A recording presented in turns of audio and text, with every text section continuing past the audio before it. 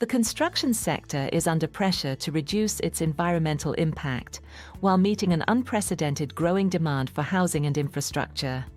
At the same time, the construction field suffers from stagnation and still relies on limited automation processes, often leading to material overuse, inconsistent prediction and quality, particularly in technologies such as 3D concrete printing.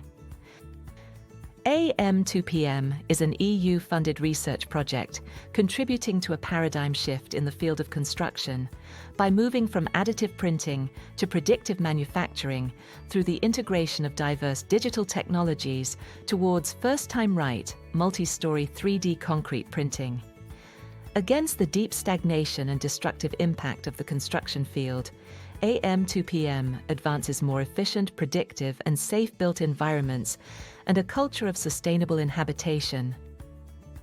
Using robotics, artificial intelligence, and smart digital tools, the project is centered around a digital integrated twin platform that connects design, material development, and construction into a single intelligent system.